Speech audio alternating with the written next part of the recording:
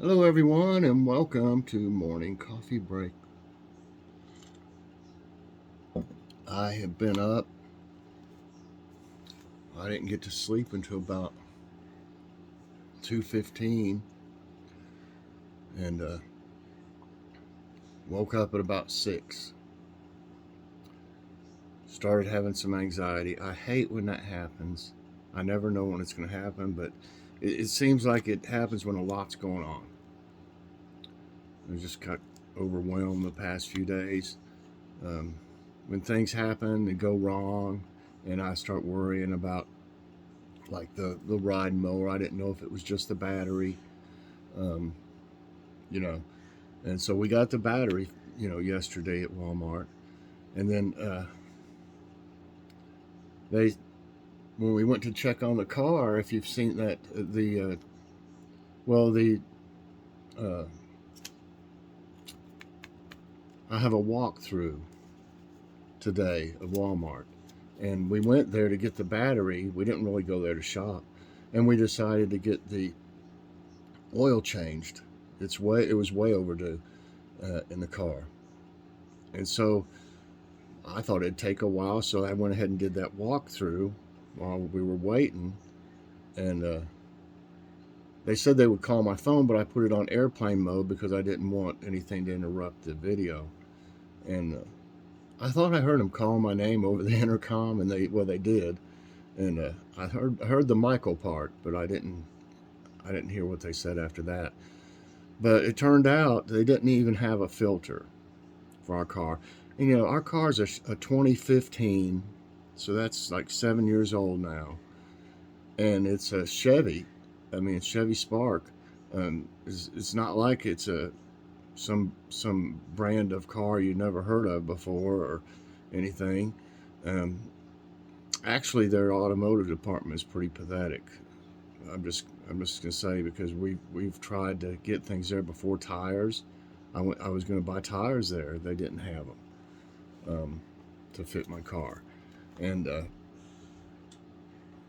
he said, well, you can go buy a filter and come back, and we'll change it. And I thought, then it's that the filter, is included in the price of an oil change. So we have to go buy a filter and pay that much more, you know. And Joy just said, well, we'll just go somewhere else. I said, yeah, let's go on. I said, I'm not doing that. Go have to buy it and come back. If anything, what they really should have done, and a lot of auto places will do this, they'll go send somebody to buy it, and they'll do it. You know, they'll go get it. They don't expect the customer to go buy a part for them and to be able to do something that you're paying them to do. So I don't think I'm going to even try anymore there. Um, they just act like they don't care about nothing. They don't want to work or anything really. The way they act. This is not the first time we've had issues. So, like one time I did get it changed there, and they left the cap off. Not on the Spark, on a Kia we had. They left the oil cap off. Uh, I thought, then I started losing. I got some kind of sensor went off. I guess because it was blowing oil, and it was losing. It was low, and I opened up, and there was oil all over my engine, all over the inside of the hood. Hood, everything, all over. I took that car back over there, and I said, listen, y'all didn't even put the cap back on here. There's no cap. I said, I certainly haven't touched it since, I got it changed. Why would I mess with the cap? And they're like, well, he must have left it laying on your engine and it's fallen off someplace. So they ended up, I said, you're going to clean my engine. Look at it. So they cleaned the engine, and they had to buy a cap, and they had to refill my oil. And I should have known better after that, not to fool with it. So it's not, like I said, we've had several issues over like the years, and it just makes me not want to even try to give them any of my business anymore. So we ended up going to a local place, the place where we bought our tires a while back. I did a video of it, or a short, I think, of it, the day we had it done. And it's called Free Service Tire. And they're very, very nice people. They're very nice to the customers. They want your business, you know. Um, so we ended up getting it changed there. The only thing is, I didn't realize that, and see, Walmart would have put the wrong oil in.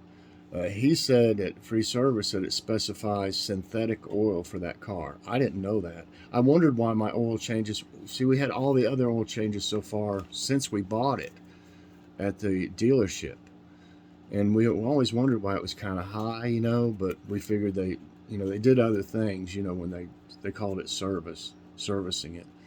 Um, so we just thought, well, you know, that's how much it is. They did a good job. They're good people too, and so it was like 68.86 for the oil change. But see, he quoted us $29.99, around $29.99.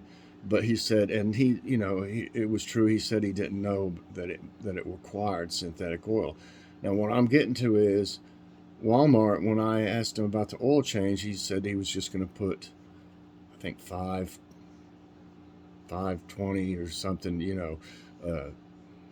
Just their house brand oil, and that car's not supposed to have it in there, so it could have affected the car somehow. I don't know. You know, it's supposed to have, it calls for synthetic. So the good thing about synthetic is, with regular oil change, we would have it changed every 3,000 miles. With the synthetic, it's every 7,500 miles. So that was basically enough. We were paying for as much as you would two oil changes, you know what I mean, but only having to get one. And that's like a time and a half, 7,500 miles, So at least you get to wait a long time in between oil changes. So we'll just go there. They had our filter and everything. So anyways, I got off subject there a little bit, but there is no subject. There's whatever I got to say is what I say. So I don't know why I even said off subject. I didn't get started the way I usually do. But today is Saturday, April 2nd. Currently it's 29 degrees. Got colder. I knew it would, and I'm glad I don't have my plants out there now. High today will be 62. No chance of rain or snow. Humidity's 89%. There's no wind, and air quality's moderate at 59. So I have today a take a walk with Kitty from, I think it was yesterday or day before. It was day before yesterday, I believe. Take a walk with Kitty, and then the Walmart walkthrough from yesterday. I didn't have a haul because we really didn't buy that much. We just bought a few things. Well, here's one thing we bought, though. We've had these before, though. The value pack of Pop-Tarts, Kellogg's Eggo Frosted Maple flavor. These things are great. I think I did a taste test one morning on them. We got that and just a couple things because we're going back. We had a bunch of groceries to get, but we knew we needed to. We decided to change the oil, and we knew we were going to have to go somewhere else. And got that battery, and I wanted to get it in. And by the way, the lawnmower started. The ride mower started up. I hope nothing else is wrong with it. We haven't got it out there and used it yet. I think we're going to have to do that tomorrow, the next day. And so, I mean, at least I, feel better about that. But we decided to just go back and get groceries. We got to go. We're going to do Walmart and Aldi so far, but not in the same day. We'll do Aldi in the next day or so. So anyway, last night, what's for dinner? We didn't feel like cooking anything, either one of us, and didn't feel like waiting to even cook it. We were hungry. I didn't have any lunch yesterday, neither did Joy. So we had Joy had a junior pal with cheese. Logan and I had a big pal with cheese. Logan didn't want any French fries. He said he didn't want the salt, which I'm proud of him for that. But so we had some Frenchy fries with it, and surprised you can't see the cheese. Usually the cheese, maybe it was kind of on the other side of it, the cheese hanging out or something, or either they're using smaller cheese. I don't know. It was still great. Pal's is a local chain. I think they're in Tennessee and Virginia. Yeah, that's about it. They might have some. I don't know if they have any in Kentucky or not. I don't think so. I think it's mainly just Tennessee and Virginia. So, and tonight, I'm not exactly for sure about this because it depends on how the day goes. But they want me to fix some Philly steaks. I hadn't fixed them in, I don't know, a couple weeks. And we're going to get some of those deli wedges at Walmart. So I think that's what we're going to have tonight. We watch wrestling. I've watched it since I was a kid, and probably about 8 years old when I started watching wrestling. And this is WrestleMania weekend, so we're excited about that. And there's also another pay-per-view before WrestleMania, and it's Saturday and Sunday, so it's going to be a big weekend for wrestling. So let's see now. I got everything covered there. Let's see about today's tidbits then. For some reason, I don't know why, for some reason they didn't have the tidbits for today. So I had to go through some that from the past few days and get some more, to have enough. I don't know what happened. They didn't have it. Maybe it's because I checked so early in the morning, but it should have been on there by in the morning. But anyway, they didn't. They had yesterday's and back, but they didn't have anything for today. So anyway, they're still fine. They have a bunch of them that I go through. Okay, today's tidbits. Know more about temperate rainforests. Let me get a drink of coffee. Temperate rainforests are located in regions with cooler average temperatures, especially along the coast. They are damp, dense forests and experience vast amounts of rainfall. The biggest temperate rainforest is on the Pacific coast of North America, which extends from Oregon to Alaska for about 1,200 miles. Don't forget to scarify your lawn during spring gardening. My lawn is scary enough. Gardening experts advise including scarification on your spring garden to-do list for April. It is the process of removing thatch formed around your lawn using a rake by dragging it across the garden. Thatch is your lawn's upper layer consisting of decaying leaves. If not removed, it will dry out, preventing moisture from reaching the grass roots. There's no way I could rake this whole yard. If y'all have seen it, it would take me a week. It'll just have to die. No, I don't really think I have that much of a problem. It grows like crazy. There's one patch out here, if you see me walking, I don't know what happened to it. It's dead. I may have to put some seed out different places. Snakes make early appearance in California this year. Oh, Lord. Though snakes usually show up in April or May, many in the Bay Area, California, spotted wild snakes, mainly rattlesnakes, after mid-March. Experts say this year's warm weather triggered the snakes to come out early. These cold-blooded reptiles come out in the sunshine to warm their bodies. The warm weather also causes snake eggs to hatch faster. Sumrall in Mississippi gets 1.5 inches of rain in 30 minutes. That is coming down, let me tell you. A line of storms moved across Mississippi Wednesday evening through early morning Thursday and caused heavy destruction. Fallen trees, downed power lines, and structural damages were widespread in northern parts of the state. A storm brought 1.5 inches of rain to Sumrall in less than half hour. Wow. Antarctica to set new world record with 11.3 degree temperature.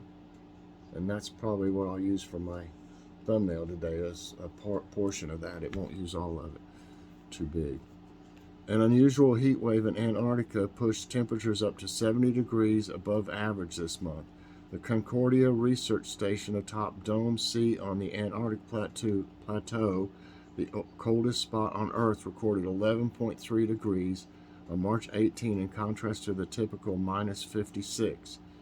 It is expected to set a world record for the largest temperature excess above normal ever measured.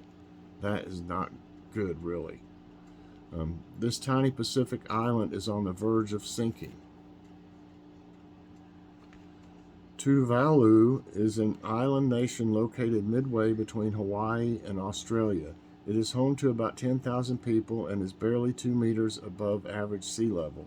Studies report that it would disappear under the sea within 30 to 50 years as the rising seawater is eroding the coastline.